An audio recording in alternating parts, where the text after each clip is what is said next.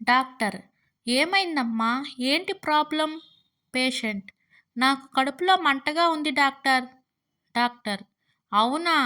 ఏం పర్లేదు. ఈ మందు వాడండి తగ్గిపోతుంది. మరుసటి రోజు పేషెంట్: డాక్టర్, కడుపు మంట ఇంకా తగ్గలేదు. డాక్టర్: ఏం పర్లేదు, మందు మార్చి ఇస్తాను, తగ్గిపోతుందిలే అని వేరే మందు ఇస్తాడు. 2 రోజుల తర్వాత పేషెంట్: డాక్టర్, కడుపులో మంట తగ్గలేదు. డాక్టర్: తగ్గలేదా?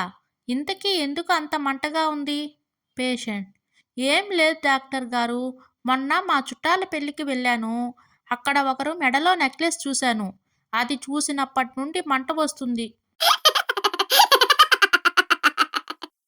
అల్లుడు వచ్చి నెల రోజులైనా వెళ్తాను అనకపోవడంతో ఉండబట్టలేక అత్తగారు అడిగేశారు.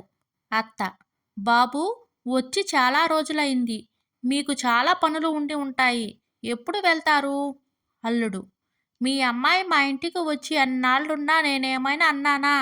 అత్త: అది తన అత్తగారిల్లు బాబూ. అల్లుడు: అయ్యో అత్తయ్య, ఇది మాత్రం నాకు పరాయి ఇల్లా ఏంటి? శిష్యుడు: యోగ, యోగం, అమోఘం, ఈ మూడింటికి తేడా ఏంటి గురువుగారు? గురువుగారు: నువ్వు మౌనంగా ఉంటే అది యోగా, నీ భార్య మౌనంగా ఉంటే అది యోగం. ఇద్దరూ గొడవ పడకుండా శాంతంగా ఉంటే ఆ ఇల్లు అమోఘం. భార్య: ఏమండి, సాయంత్రం ఆఫీస్ నుంచి త్వరగా వచ్చేయండి. భర్త: తప్పకుండా. ఇంతకీ ఏ సినిమాకి వెళ్తున్నాం? భార్య: సినిమాకే కానీ నేను పక్కింటావిడ వెళ్తున్నాం. మీరు వచ్చి వంట చేస్తారని.